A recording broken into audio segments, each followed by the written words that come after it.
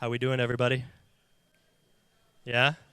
Guys, thank you so much for coming today.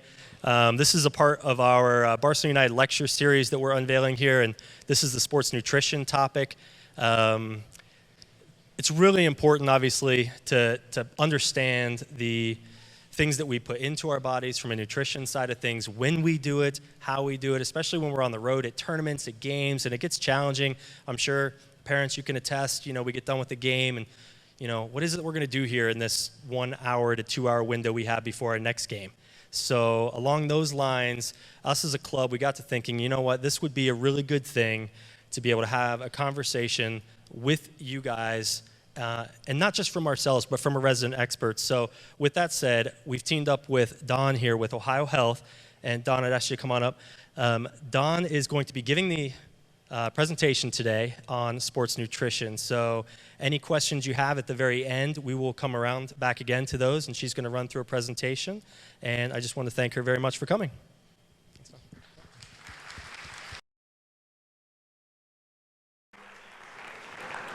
Thank you. It is certainly a pleasure to be here and to be able to spend time with all of you soccer players and parents, and I certainly admire anyone who plays soccer. You're such endurance athletes, and you have good coordination, both mentally and physically. Coordination was not my strong suit, so I just ran. I did track, cross country, no balls involved, because I could get hurt. So, way to go. But sports nutrition is super important, and I think it's often the piece that people are just like, I'm not sure what to do. There's all these things that I'm reading or seeing, or this person said this or this person said that, and I don't know what to believe and what's true, and so we'll just kind of wing it, or we'll just throw everything out and just do whatever seems most convenient. I worked with a soccer player recently who plays at OU, and she was trying to figure out ways to kind of become more toned and more lean, and so she was trying gluten-free, she was trying to eliminate certain types of fruits and vegetables. And when I talked to her, I said, do you have a gluten sensitivity, or do you have an intolerance to these different foods? She said, no, but I just thought I would try it and see what happens. So I feel like that happens so often, like we're just trying something to kind of see what happens, and there's really no rhyme and reason behind it. And so today I'm going to give you more of the rhyme and reason behind it. Turns out she could just do regular food and not have to be really restrictive, and she's had great results so far. She's already lost 4 pounds, and it's been just several weeks. So she's pretty happy, her energy is up, and hopefully through this talk you guys will have similar knowledge then to put things into practice. So this is the big sort of takeaway message. Your food is your fuel, and if you're not putting food in, then you're not having fuel to perform. And I think in tournament situations, it's often really confusing, like, okay, if I eat, am I gonna get sick? Or if I eat too much, is that gonna be a problem? If I don't eat, will I perform better? And then you run into this kind of quandary about, is this enough, too much, not enough, what should I do? So here's sort of my platform in terms of talking about nutrition. How many of you have seen this before? Okay, great. I love this. I think it's a great graphic. It gives us a good picture of sort of, if we're gonna eat food, what should we do? So we have 5 different food groups. We want to try to get those in throughout the course of the day in differing amounts. As an endurance athlete, as a soccer athlete, as a parent trying to feed your athlete, we want to kind of follow these principles. And one of the main things we want to do is get energy into our athletes so that our tank moves towards that full side. So if we're looking at these different groups, certain groups provide us with better sources of energy. And that energy as an athlete is called carbohydrates. As an athlete, carbohydrates are essential. They should not be eliminated, they should not be restricted, but they should be consumed on a regular basis at all meals and at snacks. So if we're looking at this plate, 4 of these groups are great sources of carbohydrates. Dairy, so yogurt, milk, grains, cereals, rice, pastas, crackers, fruits, our vegetables. All of those are fantastic sources of carbohydrates and need to be a part of just the regular day in and day out eating. So those are our main energy sources. We also need support. So as an athlete, you're constantly attacking your muscles, breaking them down, rebuilding them, and so we need the building blocks that we get from our protein sources. And we get protein from these groups, mainly the protein group, but also the dairy. There's a little bit in our grains and vegetables, but not as much. So if we think about protein foods, our meats, our fish, beans, like black beans, kidney beans, edamame, nuts, peanut butter, those are all great sources of protein. And some of them are a lot more portable than others. With dairy, a portable protein could be cheese or cheese sticks.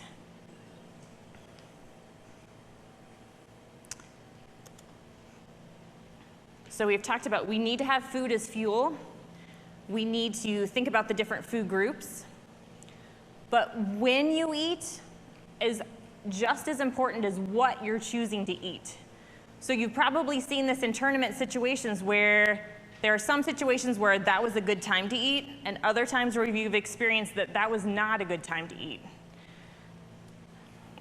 So when we're deciding what to eat, we'll talk about that. But the rule of thumb for athletes and for people in general is really, for our younger athletes, probably not going more than 3 hours without some sort of snack. For adults or older athletes, it may be 3 to 4 hours. But if you're getting to that 5-hour mark, that means your body has run through whatever you ate previously, has digested it, has utilized it, and now your energy is on the way down. And unless you put some fuel in, you're going to continue to go down. So when we're putting that fuel in, we want to pair a couple things. We want to make sure that we're getting some energy back, so carbohydrate sources, so some grains or fruits or dairy, and we want to pair it with some protein. That protein will help us keep more stable in terms of our blood sugar levels and our energy levels, but it also is providing that essential rebuilding and repairing to the muscles consistently throughout the course of the day. And we have seen with athletes, if they do this consistently, their energy is better, their recovery is better, their performance is better. And if you do this consistently throughout the season, and you guys have long seasons at times, you're stronger and faster and more focused by the end as opposed to more worn down, exhausted, and broken. So if we think about timing, if we want to start right from the beginning, let's start with breakfast. And these are some examples of breakfast ideas. As an athlete, if you are missing breakfast, you are missing a big opportunity to fuel yourself both physically for your sport, but also academically once school starts. Okay, so look at these breakfasts. We're trying to get in a couple of those different food groups. We want to make sure we have a carbohydrate. So you can see we have some pancakes up there, and who doesn't like pancakes? And who doesn't really like peanut butter? They go really well together, and these are great if you make a big batch. You stick them in the freezer, and then you pop them in the toaster. They're nice and crunchy with some peanut butter. Cereal is a classic. Cereal, make sure that you're putting some milk on it. I know cow's milk, soy milk are great options because they contain some protein. Almond milk, very popular, but does not really contain a significant amount of protein. It may be 1 gram versus the 8 in soy or regular milk. Toss some fruit on there, you're good to go. That English muffin sandwich, that would be a quick and easy, you put it in the toaster, you have some cheese, you have some ham, if you have time to scramble eggs, great. Peanut butter and jelly sandwich, that could be sort of a non-traditional but grab-and-go type breakfast. Oatmeal in the winter, that could be really great. You put some nuts on there, make it with milk, that boosts the protein content. Put some dried fruit on there, you're good to go.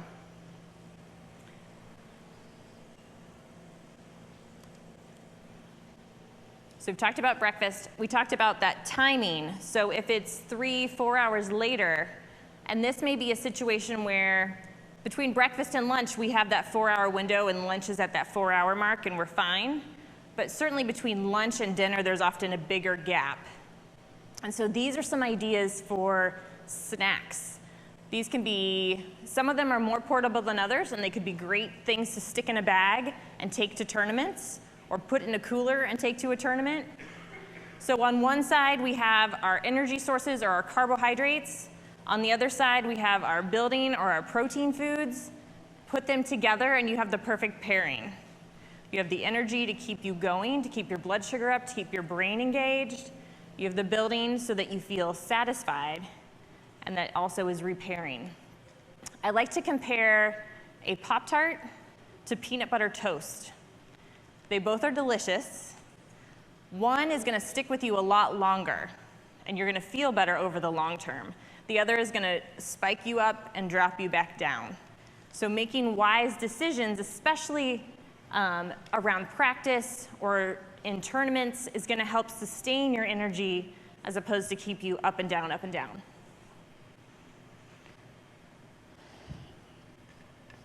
Oh, a quick note about the nuts and the dry fruit. So you can make your own trail mix.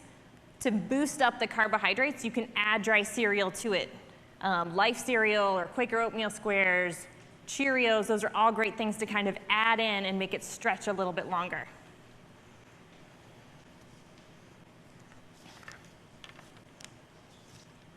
So these type of things are great before practice ideas. And these are things where maybe half an hour to an hour before practice, you're choosing something small, but it has the carb and protein combination. So the trail mix that I talked about, granola bars, if you can make your own, that's probably the best option. Otherwise, if you're looking for granola bars, check the ingredient list. Choose something short and sweet where you can recognize most of the ingredients. That's going to be your best option. Typically, crunchy bars are better because they don't have as much added sugar. Fruit and string cheese is a great combination.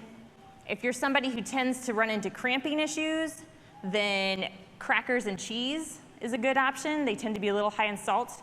So saltines or pretzels with cheese. I really like the mini bagels, especially for our younger athletes, because you can get a big bag and just keep them in the car or keep them in your soccer bag, put a jar of peanut butter, and you have something that will last for multiple practices or tournaments, and you don't have to worry about restocking it.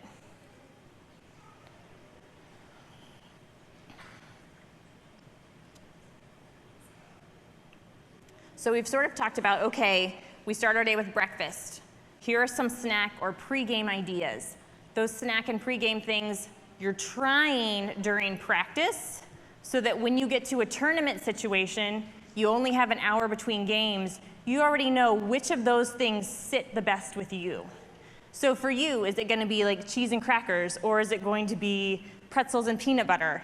And you figure out over time which ones work the best and which ones do not. I think everyone has foods that they avoid and foods that they're like, yes, this is okay for me. So if we think about, we have that little window before we actually play and participate. But what about the morning of a tournament? Or if your game is in the afternoon or in the evening, what are you going to eat as a meal as opposed to just having little snacks? So these are geared for 2 to 3 hours before you're competing. And these would also be great things to practice during practice to see, okay, when I have this, this is how I feel in practice. That way I know when I'm competing, I'll feel this way as well. So some guidelines are choose things that are familiar. You've had it before. This is not the time to go to a buffet and sort of try everything new. Choose foods from the My Plate groups. Try to get at least 3 different groups in there.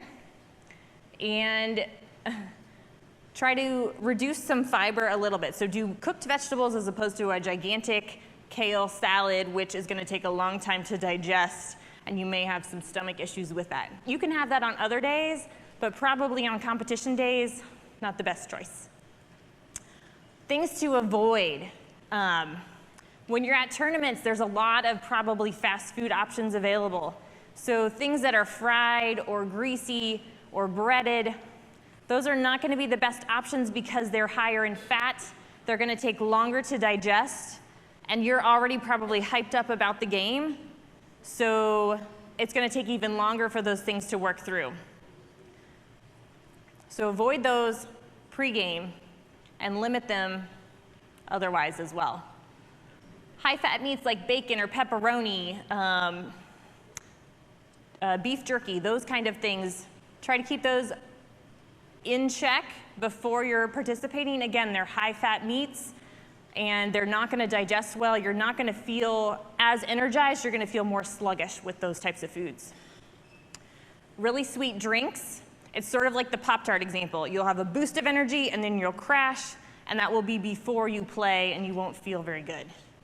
So those are things you can save for other times. Sports drinks, if you want to do something flavored, are fine. Milk would be fine. Water is always a great option. Those are good things to drink before you're playing. Energy drinks across the board are really a no. You're getting a stimulant and not fuel, and everyone is going to respond differently, and there's a lot of things in there that are acting in concert together that are not helpful for your body.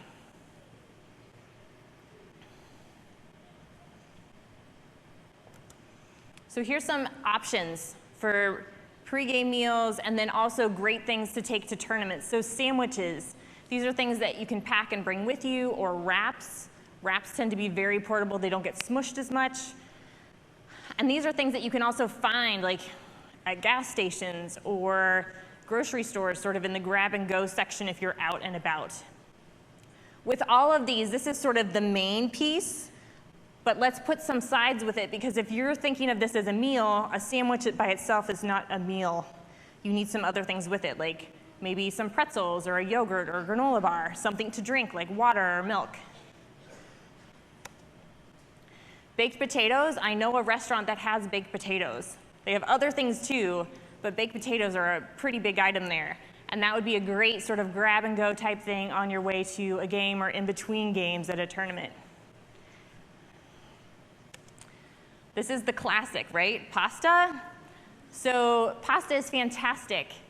Great sources of carbs. Put some meat sauce with it or some chicken, some protein. You don't need a ton. About, if you would make it into a ball, it would be sort of like the palm of your hand, that amount.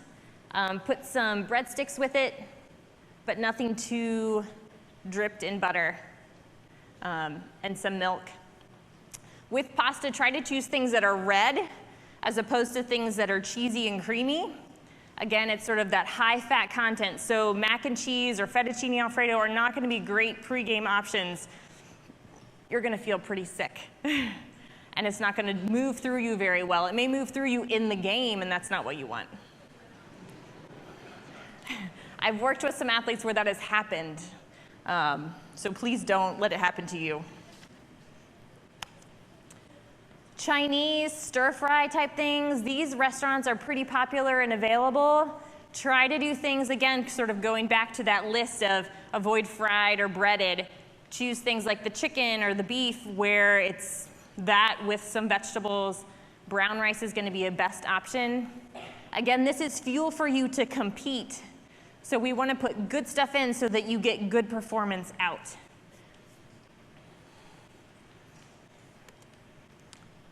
Here's our breakfast again. This is something that usually sits well at any point of the day. So pancakes, it could be your peanut butter sandwich, it could be waffles, French toast sandwich, and there are different breakfast places available too.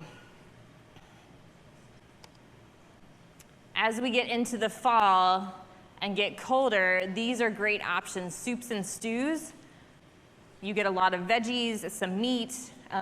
If you are someone prone to cramping, chicken noodle soup or soups tend to be higher in sodium, and so they're good pre-game meals. Put some crackers, some bread with it. You have a good source of carbs. If you're doing pre-game meals as a team, you can do big crock pots full of stew or soup and serve the whole team. So just some things to think about. We've talked about main dishes, but sides to include, fruits or vegetables, some sort of dairy, Beverage options, so iced tea could be an option, the unsweetened. If you're doing iced tea, you could probably put a little bit of lemonade in there and be okay. 100% juice sort of in smaller portions like juice box type sizes.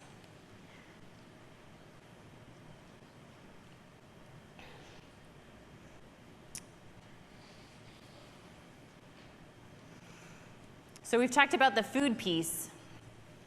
We're all going to talk about the hydration piece now. So if you're at a tournament, you're at practice, how much do you need to drink leading up to it? I don't want to drink too much, so I'm having to run off the field and go to the bathroom, or I don't want to drink too much and have my stomach be sloshing around. And what we have seen is that if you don't fuel, if you don't put any hydration in, you actually have more stomach sloshing and more stomach upset. So putting those things in is going to be helpful to you. So you have lots of options in terms of hydration. As an athlete, which ones do you think are going to be probably the best options for you? In terms of performance, there are things that you really like to drink and things that are probably best for you in terms of performance. So across the board, the water is going to be the best option because that's what your body is made of, over 60%. So you need to put at least, keep that level where it is. Sports drinks are good options on hot, humid days if you're out there performing, playing, practicing for over an hour and a half. The others are sort of occasional use. I do not recommend energy drinks. So those are, please don't use, but the others are occasional.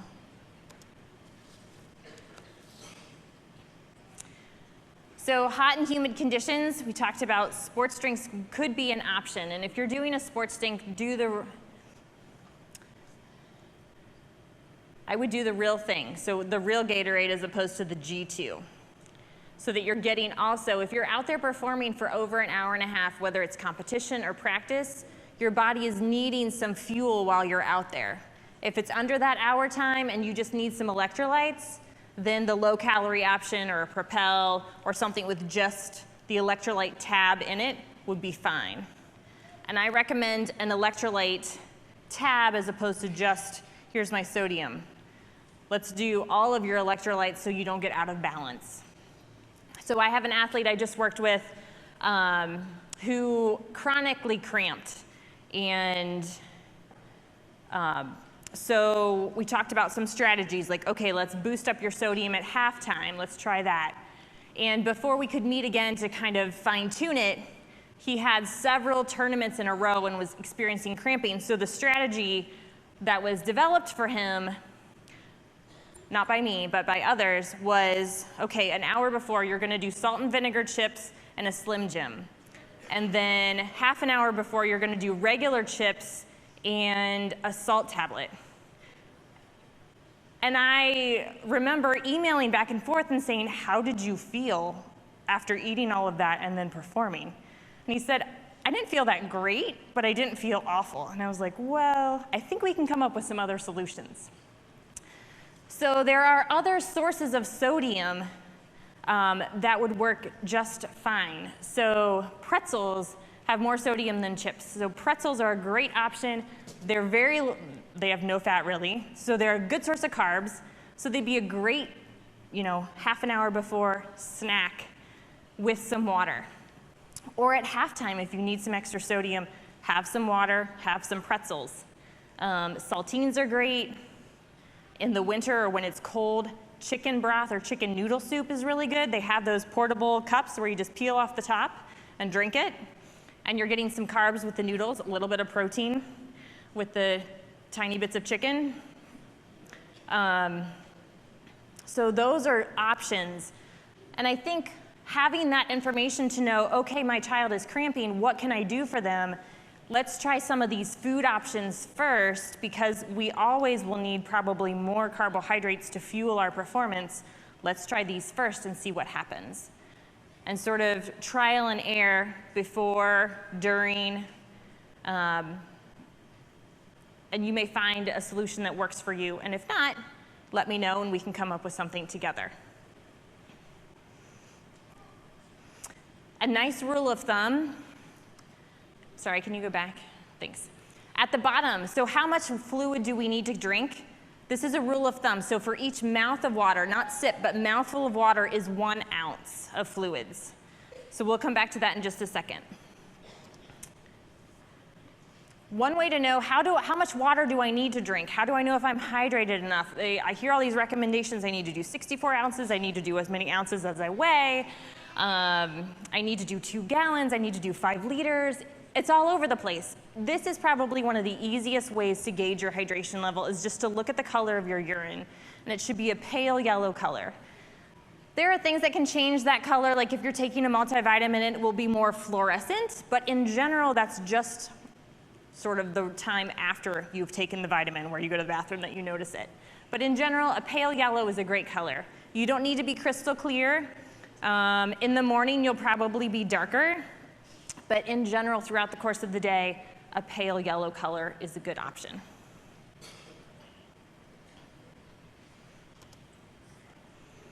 So if we're thinking about during competition, hydration, think about those mouthfuls of water. Think about practice. So the goal is every 15 to 20 minutes, you're taking around 6 mouthfuls of water. For young athletes, your body sweats and lose fluids a lot faster, and so you dehydrate a lot quicker. And so it's important that you take in the higher amounts of the fluids. And again, it's sort of gauging to see how you feel, what your performance is. If you're at a practice and you are a very heavy sweater, your clothes are soaked, maybe you have some white residue, you're kind of crusty afterwards, you have lost a lot of fluids, you've lost a lot of sodium. If you're somebody where that happens all the time, you may want to just weigh yourself before and after and see what difference there is. If there's more than a couple pounds, then you need to drink more when you're out there, because that's telling us that you are losing lots of fluid. For each pound you lose, we want to replace that with water and put some either salty snacks with it, or do a sports drink or electrolyte drink to kind of help you absorb that fluid. So for each pound that you lose, you want to take in about 16 ounces of water or electrolyte drink.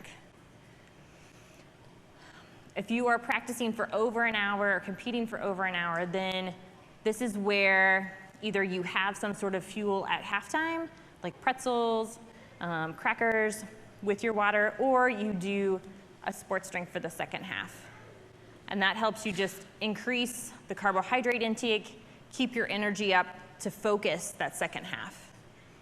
So carbs are providing fuel to your brain so that you can keep focused. If we think about, so this is during play, but what about before, like leading up? Like, how much should I drink so that I don't have to go to the bathroom right in the middle of the game? Generally, the rule of thumb is stop about 15 minutes before you compete. So in that hour before you're competing, around 8 to 16 ounces is a good target, and then you can stop and have an opportunity to go to the bathroom. When you're doing your pregame meal, try to do around 16 or so ounces of fluid. Just kind of sip on it. Sometimes it's hard with nerves and anxiety before tournaments or games to really chug something, so just sip over that period of time. But generally, whenever you're eating something, try to be drinking something with it.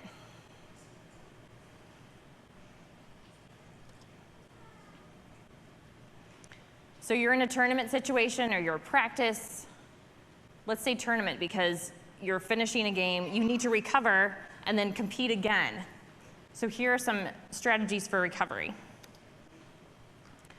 In a tournament situation, you've just finished a game, you want to get some fuel in, get some rebuilding in, and have some downtime before you play again. So with recovery, there's sort of this magic 30-minute window.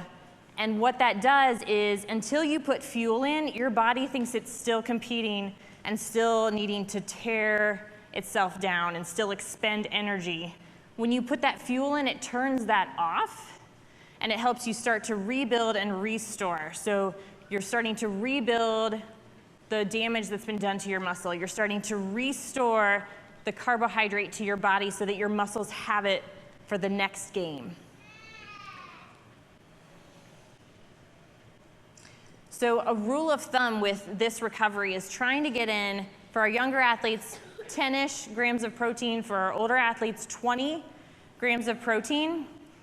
The quick and easy way to do this is with chocolate milk, because it provides fluids, it provides electrolytes, it provides protein, and it provides an appropriate amount of carbohydrate. It's easy to find, and most people enjoy drinking it. It doesn't have to be chocolate. It could be strawberry, it could be vanilla, but it needs to be either soy or regular milk or lactate because of the protein content. Almond milk or coconut just don't have that protein. If you need 10 grams of protein, then you need 3 or 4 times that amount of carbs, and chocolate milk has that combination. For each ounce of milk, it's a gram of protein. So 10 ounces of chocolate milk would help all of you recover just fine. 20 ounces of chocolate milk would help our older athletes recover beautifully. And that's perfect because after you get done competing and working really hard, you probably don't feel like eating a big meal or eating much at all. And so fluids are a quick and easy way to recover.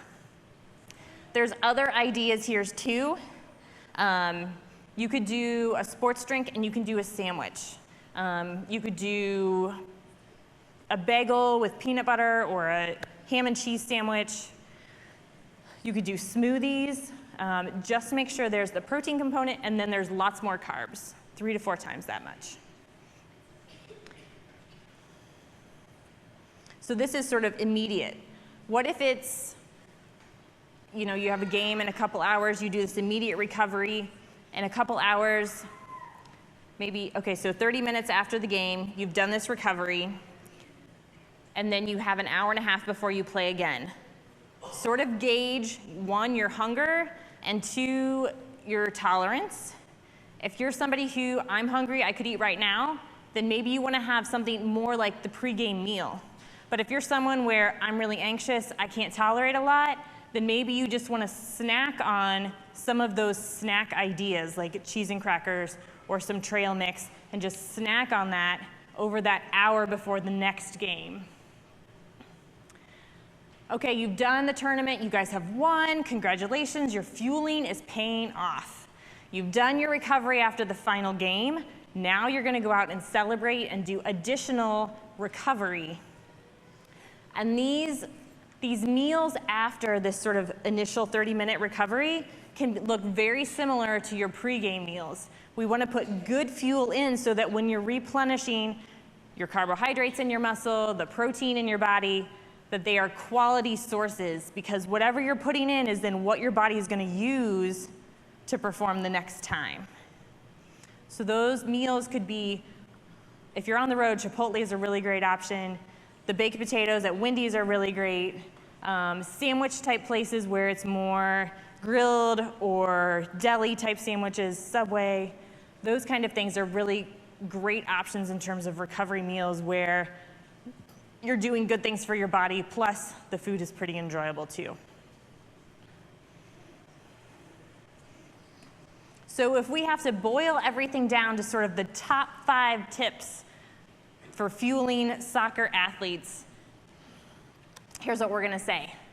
We wanna fuel every 3 to 4 hours so that you're not going for long stretches without an energy source. I want you to include grains at all of your meals. This is probably the food group that's gonna be the most. So grains, cereal, bread, pasta, rice. Whole grains are gonna be best. So whole wheat bread, brown rice, whole grain pasta, quinoa, couscous. Do that pairing so you have your energy with the carbohydrates and you have your rebuilding with the protein. It will be fantastic for our athletes, but for parents too, as you're out there for this marathon tournament session, it keeps you energized, it keeps you satisfied, and it keeps you in a good mood. So you can cheer on your athlete and support them. Snacks are really important before practice and before games. So when you're in a practice setting, try out different things and see what sits best for you.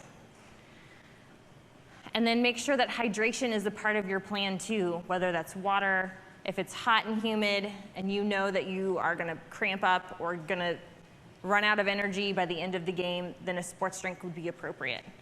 But most of the time, water is gonna be your best option with some sort of food.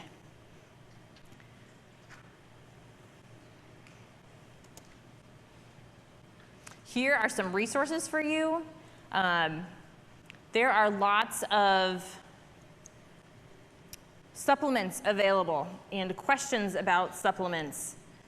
For many of you, it's not even on your radar yet. For others, it's a big piece of what you're trying to do.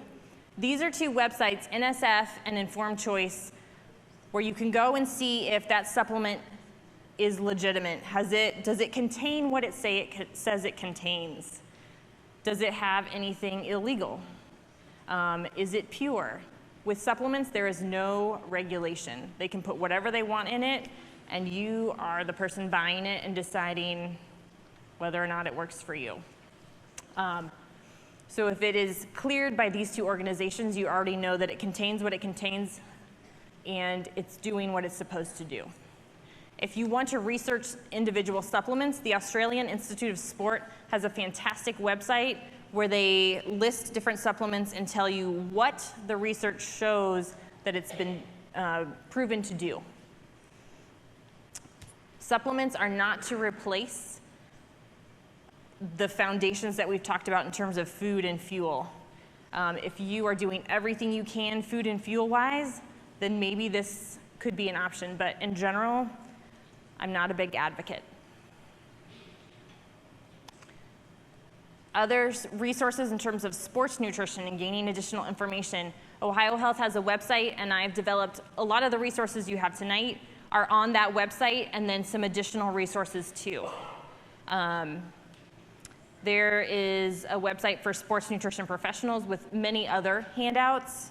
And then if you just want to read up on sports nutrition basics, Nancy Clark's Sports Nutrition Guidebook is a fantastic, super practical, easy to read resource.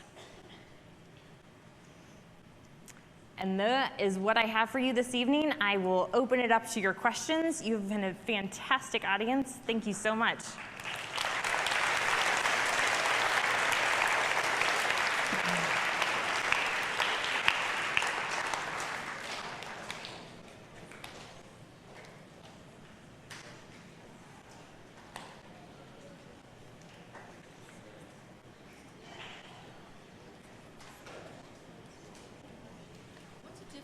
Between a sports drink and say Gatorade. I'm sorry, I can't hear you. What's the difference between a sports drink and say Gatorade, for example? I thought they were all the same. Right, so Gatorade is a type of sports drink. Yep. I mean, because you said not G2 or something like that. Oh, so most of the sports drinks have many different varieties. They may have this version for pregame and this version for recovery and this version for during. Just the basic, like just the Gatorade. Not all the other versions of it is probably going to be the best option.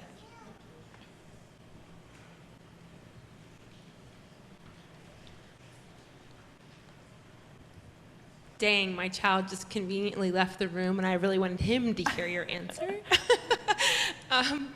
Cereal, you keep saying that cereals are good, but I wanted you to be more specific so he could hear what kind of cereals.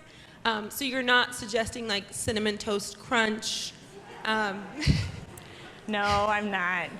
So some of my favorite cereals, and probably some that would work well, we want to try to keep that sugar content down and the food content up.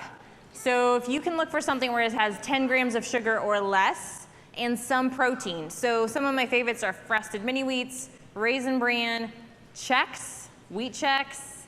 The other Chex are good options. Granola tends to be okay if it's low-fat granola. Life cereal is good.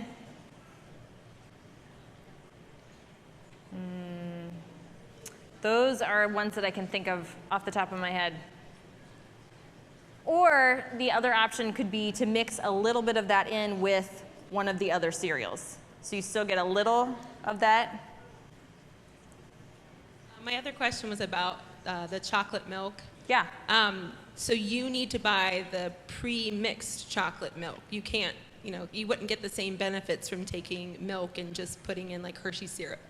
You could do that. You'd probably need to measure out the syrup to get the same amount of carbs as in the pre-mixed chocolate milk.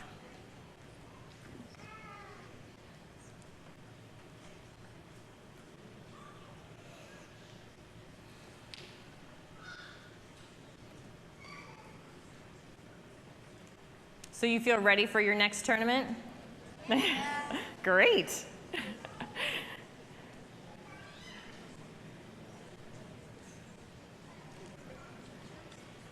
Thank you. I take it you're like me and you love peanut butter.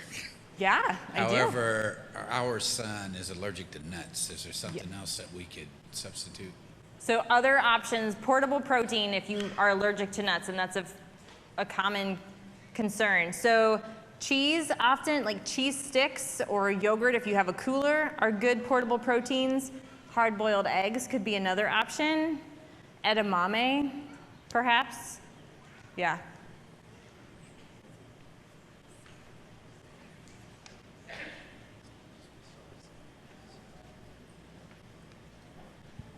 So you say you're not a fan of supplements, but for like the junior high and high school kids, as far as going into like amino acids and things like that, is that a good thing or bad thing at that age group?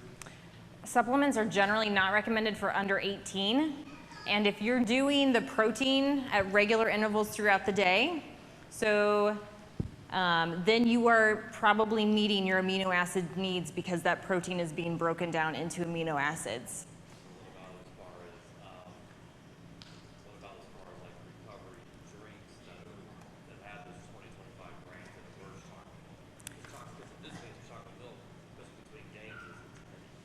It's heavy.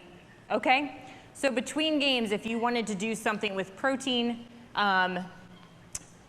again, I would want you to make sure that it's a product that has been tested, and it's not just the protein part, but you would want the carbohydrates with it. So maybe you do a smaller portion of the chocolate milk with a food source with it, if you need an alternative. My children are big fans of Nutella. What do you think about that? I love Nutella too, yeah. So Nutella is sort of like cream cheese. It's a nice spread.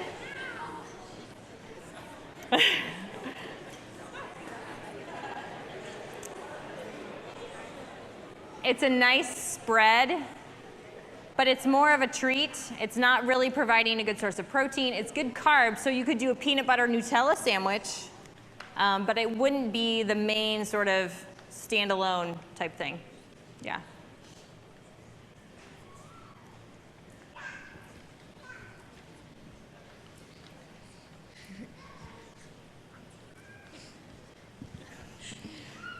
He wants to know, is there a certain amount of sugar, grams, that they say kids should have per day to watch for?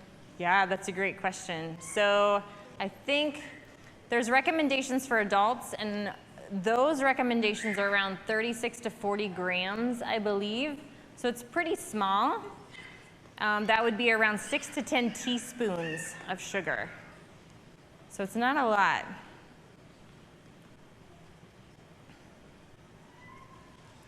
That's a good question.